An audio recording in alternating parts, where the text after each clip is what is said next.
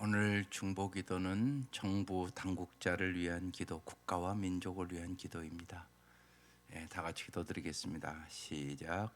맡은 역할을 통해 축복과 보호하심을 받고 강건할 수 있게 하소서. 하나님의 권위와 그 길과 말씀에 매일 복종하게 하소서. 그리스도를 알고 그의 주되심에 복종하게 하소서.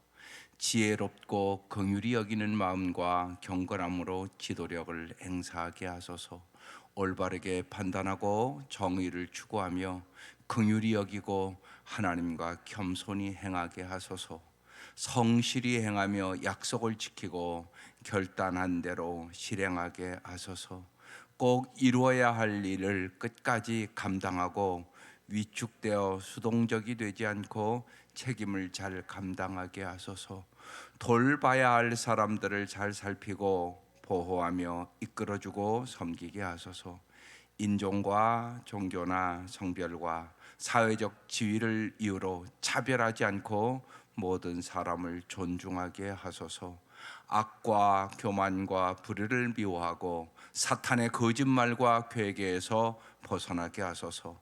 하나님의 법을 근거로 법과 규칙을 세우고 가정과 우리가 사는 도시들이 강건해지게 하소서. 옳은 일을 행하는 자들을 보상하고 악을 행하는 자들을 처벌하게 하소서. 뇌물을 거부하고 치우친 판단을 하지 않게 하소서. 맡은 직무를 성실히 감당하는 일꾼이 되게 하소서. 역할과 직무의 경건의 모범이 되게 하소서. 예수님의 이름으로 기도드립니다. 아멘. 오늘 말씀은 레위기 17장입니다. 레위기 17장.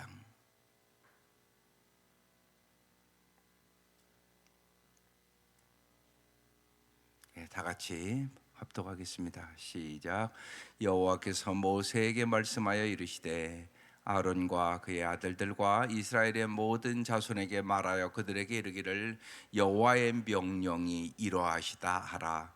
이스라엘 집의 모든 사람이 소나 어린 양이나 염소를 진영 안에서 잡든지 진영 밖에서 잡든지 먼저 회막문으로 끌고 가서 여호와 성막 앞에서 여호와께 예물로 드리지 아니하는 자는 피 흘린 자로 여길 것이라. 그가 피를 흘렸은즉 자기 백성 중에서 끊어지리라. 그런즉 이스라엘 자손이 들에서 잡던 그들의 제물을 회막문 여호와께로 끌고 가서 제사장에게 주어 화목제로 여호와께 드려야 할 것이요, 제사장은 그 피를 회막문 여호와의 제단에 뿌리고 그 기름을 불살라 여호와께 향기로운 냄새가 되게 할 것이라. 그들은 전에 음란하게 섬기던 순념소에게 다시 제사하지 말 것이니라. 이는 그들이 대대로 지킬 영원한 규례니라. 너는 또 그들에게 이르라. 이스라엘 집 사람이나 혹은 그들 중에 거류하는 거류민이 번제나 제물을 드리되 회막문으로 가져다가 여호와께 드리지 아니하면 그는 백성 중에서 끊어지리라. 이스라엘 집 사람이나 그들 중에 거류하는 거류민 중에 무슨 피든지 먹는 자가 있으면 내가 그 피를 먹는 그 사람에게는 내 얼굴을 대하여 그를 백성 중에서 끊으리니 육체의 생명은 피에 있음이라. 내가 이 피를 너희에게 주어 제단에 뿌려 너희의 생명을 위하여 속죄하게 하였나니 생명이 피에 있으므로 피가 죄를 속하느니라. 그러므로 내가 이스라엘 자손에게 말하기를 너희 중에 아무도 피를 먹지 말며 너희 중에 거류하는 거류민이라도 피를 먹지 말라 하였나니, 모든 이스라엘 자손이나 그들 중에 거류하는 거류민이 먹을 만한 짐승이나 새를 사냥하여 잡거든 그것에 피를 흘리고 흙으로 덮을지니라. 모든 생물은 그 피가 생명과 일체라. 그러므로 내가 이스라엘 자손에게 이르기를 너희는 어떤 육체의 피든지 먹지 말라 하였나니, 모든 육체의 생명은 그것의 피인즉 그 피를 먹는 모든 자는 끊어지리라. 또 스스로 죽은 것이나 들짐승에게 찢겨 죽은 것을 먹은 모든 자는 본토인이나 거류민이거나 그의 옷을 빨고 물로 몸을 씻을 것이며 저녁까지 부정하고 그 후에는 정하려니와, 그가 빨지 아니하거나 그의 몸을 물로 씻지 아니하면 그가 죄를 담당하리라. 아멘. 오늘 제목이 생명과 속죄의 피. 오늘 기도 제목은 예수님의 피의 공로로 새 생명을 얻었으니 이제 주님만 섬기며 살게 하소서. 오늘 그래서 이제 구약의 이 피의 제사는 언제나 예수의 피를 얘기하는 것이에요. 그래서 기도 제목이 저렇게 지금 써 있는 겁니다. 예수의 피의 공로로 우리가 새 생명 얻었으니 이제 주님만 섬기며 살게 하소서. 주님만 안 섬기고 산단 말이에요, 우리가요. 그래서 주님만자가 붙은 겁니다. 그래서 오늘 첫 번째 얘기는 우상 숭배하지 말라는 얘기를 합니다. 보십시다. 여호와께서 모세에게 말씀하여 이르시되 아론과 그의 아들들과 이스라엘의 모든 자손에게 말하여 그들에게 이르기를 여호와의 명령이 이러하시다 하라. 이스라엘 집의 모든 사람이 소나 어린 양이나 염소를 진영 안에서 잡든지 진영 밖에서 잡든지 먼저 어떻게 하냐? 회막문으로 끌고 가서 여호와의 성막 앞에서 여호와께 예물로 드리지 아니하는 자는 피 흘린 자로 여길 것이라. 그가 피를 흘렸은즉 자기 백성 중에서 끊어지리라. 하나님 말씀대로 안 하면 하나님의 백성으로서의 의미가 없다고 끊어지리라 이렇게 써 있는 거예요. 이 말씀이 오늘 말씀이 7절에 가보면 이런 말씀이 있어요. 그들은 전에 음란하게 섬기던 순념소에게 다시 제사하지 말 것이니라. 순념소에게 우상 숭배를 했다고 얘기를 하는 거예요. 우상을 섬기는 죄는 여러분 인간에게 끊임없는 유혹이라는 사실을 잘 아셔야 돼요. 여러분 여기와 앉아 있다고 우상 숭배를 안 하는 게 절대 아니에요. 교회 안에 우상 숭배하는 사람이 많습니다. 그래서 우상 숭배의 근원을 제거하셔야 돼요. 그래서 이 시대에, 이 구약의 시대에 순념소를 광야의 신으로 숭배하는 일이 많았다는 것입니다. 따라서 각자의 장소에서 각자의 방식으로 짐승을 바치는 것은 우상 숭배로 변질될 가능성이 많아서 오늘 이 말씀을 하는 것이에요. 하나님이 정하신 장소에서 하나님이 정하신 제사장의 지도를 받아서 하나님이 정하신 방법으로 짐승을 잡아 제사를 드리라는 거예요. 우리 예배도 마찬가지예요. 내 마음대로 드리는 게 예배가 아니에요. 하나님이 원하시는 대로 하나님이 원하신 방법으로 하나님의 뜻대로 드려야 참된 예배가 되는 거죠. 그러니까 영과 진리로 예배할지니라. 신령과 진정으로 예배해야 그게 참된 예배가 되는 거죠. 내가 드린다고 그 예배가 참 예배가 아닙니다. 그걸 잘 아셔야 돼요. 언제나 내가 드리는 게 중요한 게 아니라 내 예배를 받으시느냐가 중요해요. 하나님이 안 받으면 무슨 소용이 있겠어요? 이 생각을 해야 됩니다. 언제나 내가 오늘 드리는 예배가 하나님 받으실 만한 예배인가를 생각해야 된다고요. 그래서 오늘도 예수 그리스도의 피로 맞바꾸어 주신 예배의 자리가 내 욕망의 장으로 변질되지 않도록 언제나 주의해야 돼요. 우상 숭배라는 것은 우리의 마음이 하나님을 향하지 않은 상태를 얘기하는 거예요. 하나님이 아닌 다른 것을 바라보는 것, 이것이 우상 숭배란 말이에요. 그러니까 자신이 우상 숭배가 될 수 있어요. 자기 영광 구하는 사람 많거든요. 하나님이라 한다고 그러면서도. 돈이 우상 숭배인 사람 많죠. 또 일이 우상 숭배일 수도 있습니다. 자신, 일, 돈, 명예, 정욕 이런 것들이 언제나 우리의 우상이 됩니다. 그러니까 이 자리에 앉아 있어도 우상 숭배할 수 있다니까요. 그러니까 우상 숭배는 하나님과 우리 사이를 가로막는 것이 있어서 하나님의 뜻을 분별하지 못하게 만듭니다. 그래서 오늘 찬송 그거 부른 거예요. 내 마음과 뜻을 다하여 하나님을 사랑하라. 내 마음과 뜻을 다하여 하나님을 사랑하지 않으면 다른 거 사랑할 거 아니에요. 그럼 그게 우상이 된단 말이에요. 또 정말 하나님을 사랑해야 하나님 말씀에 순종하지, 사랑하지 않으면 결정적인 순간에 여러분 부인합니다.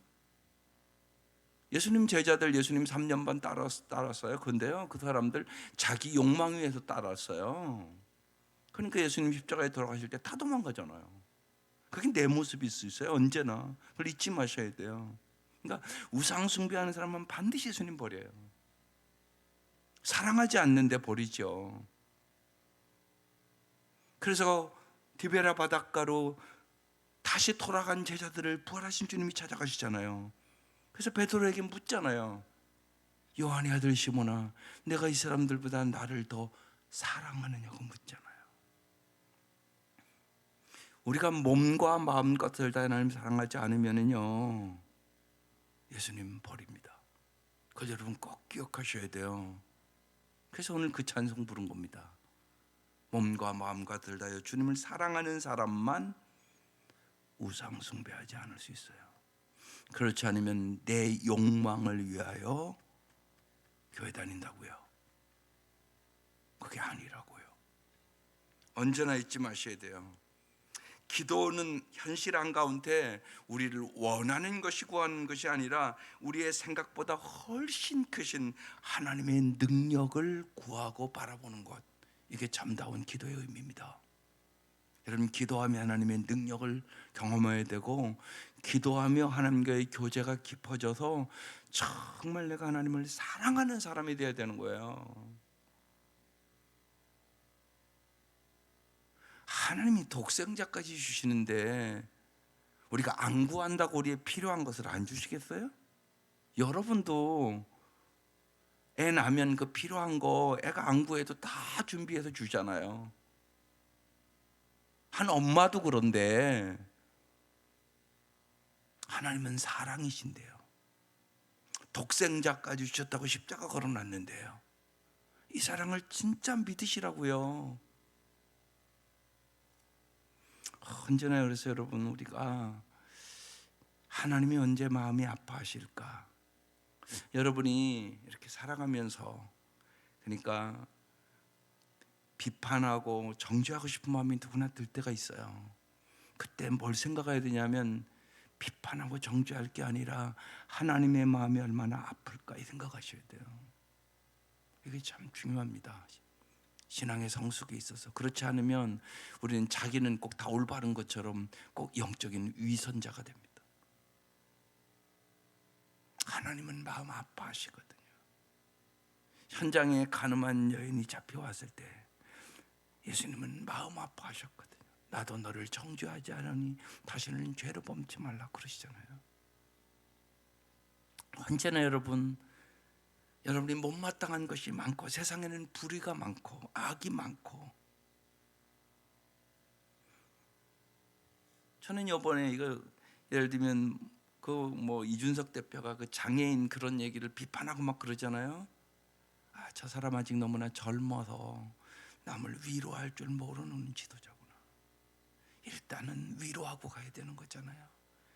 내 아들 딸이 장애자라면 그 사람들이 오직하면 거기 와서 그걸 하겠어요? 수없이 와서 그 사람들 정치가들에게 좀 우리를 배려해 달라고 얘기하는데 이제까지 수년이 지나면서 안 고쳐주는 거예요. 그러니까 그렇게 시위를 하는 거거든요. 그러면 일단은 위로하면서 나가야 되는 거죠. 백성을 위로하라고 정치가 세우는 거지 뭐하러 정치가를 세우겠어요. 근데 나이가 젊어서 그런가 그게 안 되는 사람이에요. 그게 마음 아픈 거예요. 위로는 못할 망정. 여러분 그걸 잘 아셔야 돼요. 언제나 하나님이 얼마나 마음 아파하실까. 여러분, 내 자식이 장애라고 생각해봐요. 그 부모의 마음은 말할 수가 없어요.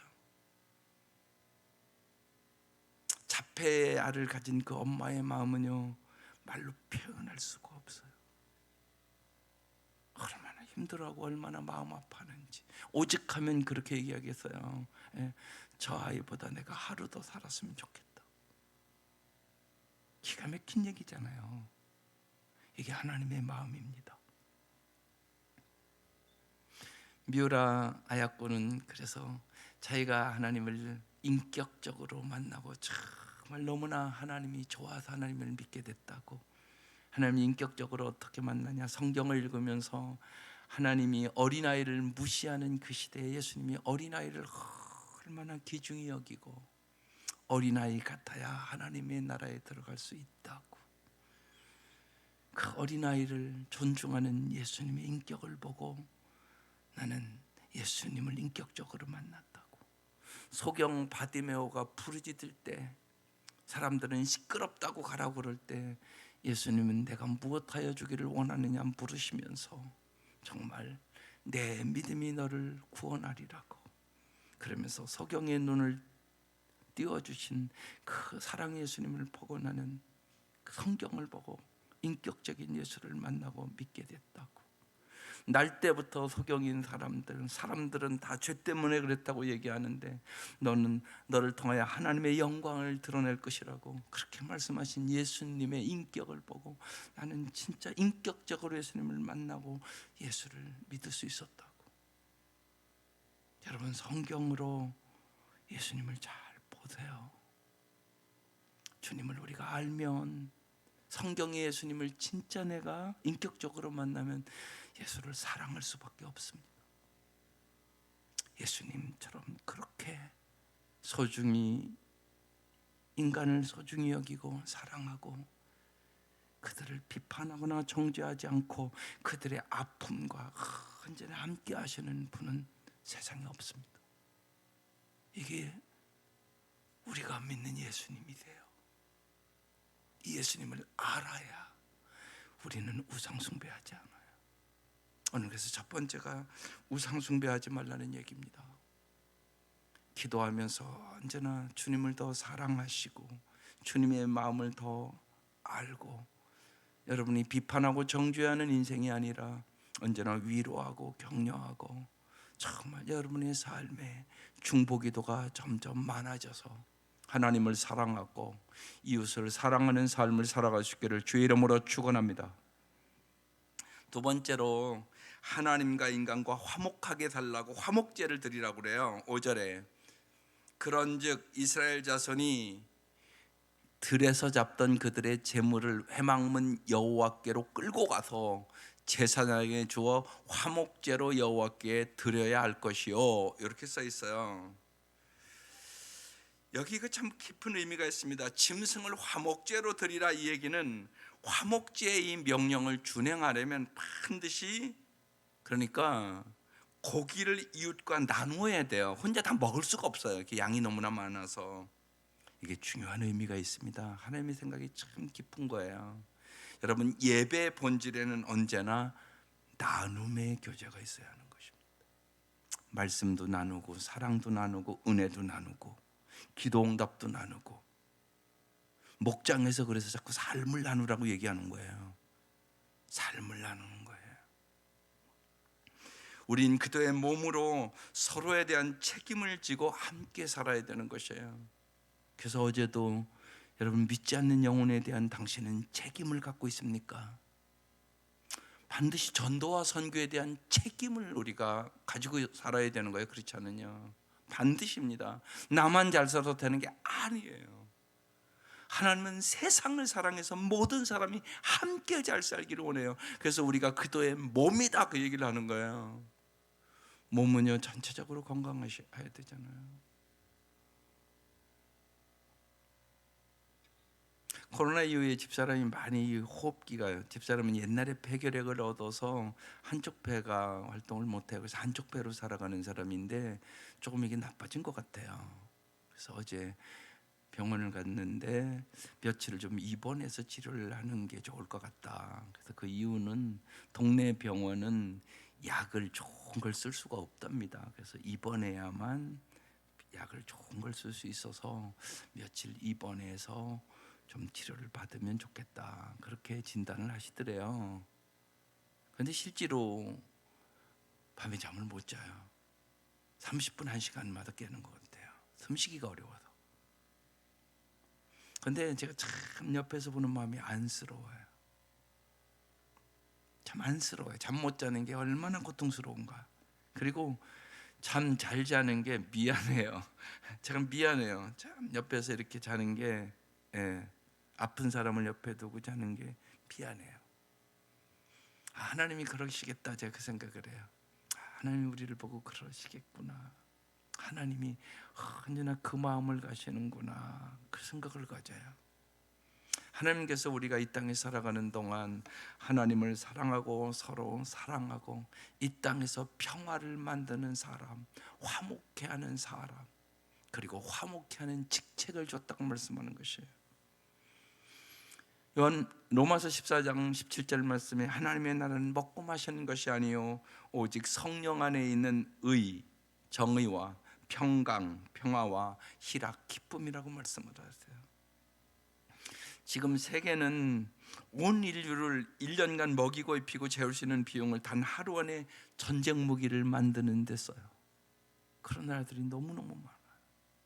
이북은 말할 것도 없고요. 예수님은 자신의 삶과 죽음과 부활 속에서 이러한 권세를 정복하신 분이세요. 우린 그래서 주님이 오셔서 악의 권세를 다 제거하실 때까지 우리 주기도문 드리는 거예요. 그래서 주기도문에 어떤 기도가 있어요? 아버지의 나라가 오게 하시며, 그 기도하는 것이에요. 하나님의 나라가 이 땅에 속히 오게 해주십시오. 그럼 우리는 기도만 하고 있으면 될까요? 아니요. 우리는 이 세상에서 폭력이 줄어들기를 간절히 기도하셔야 돼요. 지금 푸틴이 폭력을 쓰잖아요. 그래서 우크라이나에 수많은 사람들이 죽어가는 것이에요. 우리도 그걸 만난 거란 말이에요. 6.25 때 얼마나 많은 사람들이 죽었는데요. 그 일을 똑같이 만나는 거예요. 저건 폭력이란 말이에요. 그러니까 폭력이 없게 해달라고 기도하셔야 돼요. 또한 모든 사람의 필요가 채워달라고 기도하셔야 돼요. 그래서 여러분, 우리가 우리의 생활을 간소하고 검소하게 살아야 되는 이유가 여기에 있는 것이에요. 어제도 장로님 간단하게 보고하셨지만 그 보고에 제가 처음 갔을 때요, 걔들 200원 300원 빵 하나 준다고요 순식간에 그 어린아이들이 수십 명씩 나오거든요. 우리가 먹는 200원 300원짜리 그 빵 하나를 못 먹는단 말이에요. 굶주려 죽는 사람들이 있단 말이에요. 그런데 우리가 사치할 수 있어요? 그래서 자꾸 얘기하는 거예요. 우리 지금 너무 사치하고 있다. 사치하는 건 죄다. 저 한쪽에서는 굶어 죽는 있는데 우리는 아무렇지 않게 사치하고 있단 말이에요. 너무 잘 살고 있다 우리. 그래서 깨어 기도해야 된다. 왜 깨어 기도해야 하나님의 마음을 가질 수 있어요. 그래서 그런 분들 있잖아요. 예, 아프리카 같은데 우연히 배우 같은 사람 거기 갔다 오고 나서 그 사람들이 너무나 가난하고 고통당하는 거 보고 나는 이제 옛날에는 술집 가서 몇십만 원씩 해 먹었는데 이제는 그럴 수가 없다고. 단돈 10,000원도 이제 내가 술 먹는 데 쓸 수가 없다고. 그 아들이 그 아이들 10,000원 20,000원이면 한 달 식비가 되니까 그런 얘기를 하는 것이에요. 그래서 우리는 내 필요만이 아니라 정말 힘들고 어리고 고통당하는 사람들의 필요를 바라보고 내가 검소하고 간소하게 생활하면서 그들을 도와야 되는 거죠. 그게 마땅하잖아요, 인간으로서. 그래서 내 배만 부르면 되는 게 아니라고요. 그래서 잘 살수록요 검소하고 단순하고 간소하게 살아가는 법을 자꾸 배우셔야 돼요. 그래야 우리가 하나님의 나라와 의를 위하여 살아가는 하나님의 백성답게 살아갈 수 있기 때문에 필요에 대한 생각을 꼭 해야 돼요. 주님은 함께 필요한 것들을 나누며 살기를 원하세요. 세상에는 속박 속에 살아가는 사람들이 너무너무 많아요. 우리는 참 자유를 누리는 거죠. 그래도 그러니까 옛날 우리도 독재 지도자 아래 살 때는 노래도 제대로 못 하잖아요, 가수들이. 그런 시대가 있었잖아요. 세상에 속박 속에 살아가는 사람들이 너무너무 많단 말이에요. 주님은 거기서 해방시켜 주려고 오신 거거든요.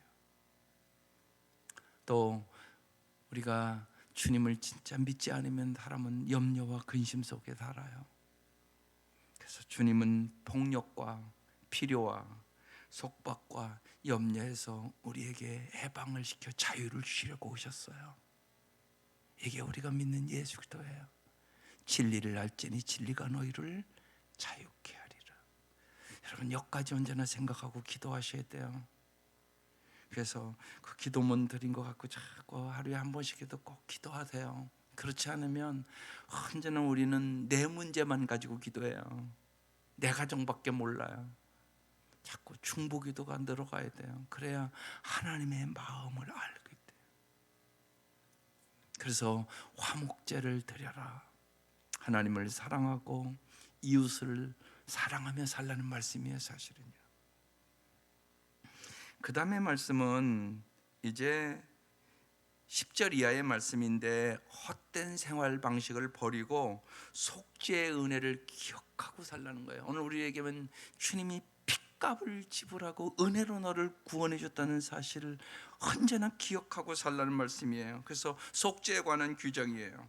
10절 11절 보면 이스라엘 집 사람이나 그들 중에 거류하는 거류민 중에 무슨 피든지 먹는 자가 있으면 내가 그 피를 먹는 그 사람에게는 내 얼굴을 대하여 그를 백성 중에서 끊어버리겠다고 얘기해요. 하나님의 백성답지 않아서 얘기하는 거예요. 11절 오늘 핵심 말씀이 얘기해요. 육체의 생명은 피에 있습니다. 내가 이 피를 너에게 주어 제단에 뿌려 너의 생명을 위하여 속죄하게 하였나니.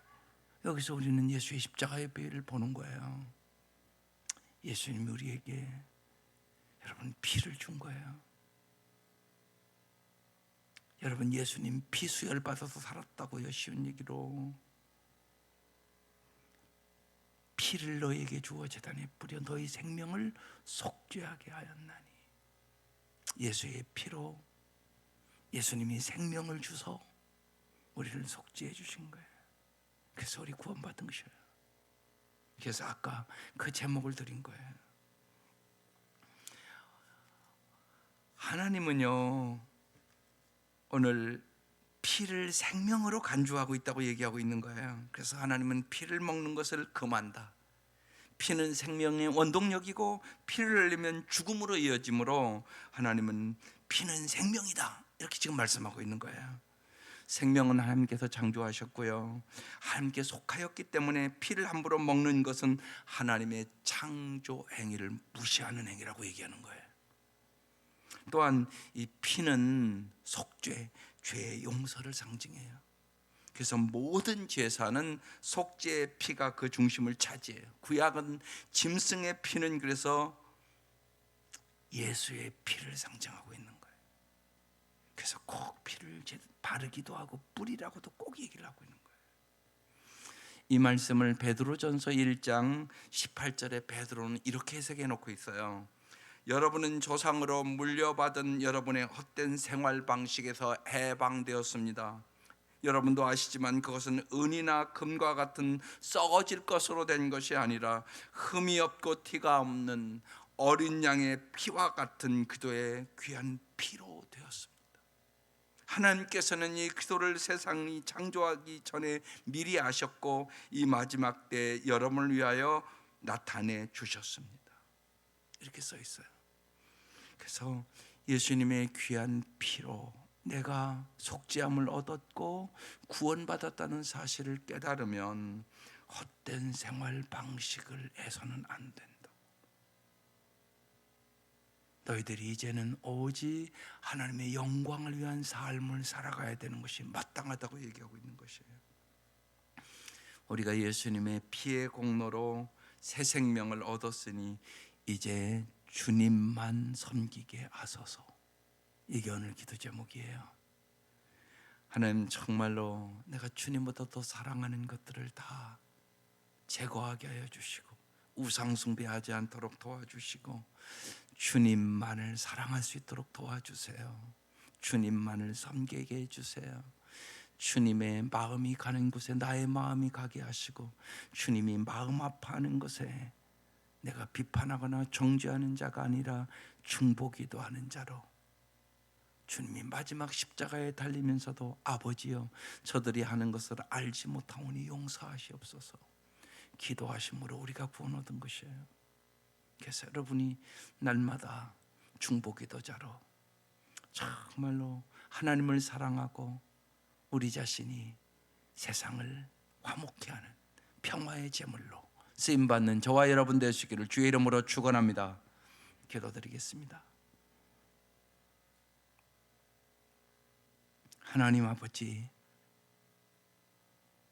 주님께서 날마다 우리에게 생명의 말씀을 주시니 감사드립니다. 이 아침도 예수의 피를 찬양하게 하여 주시고 정말로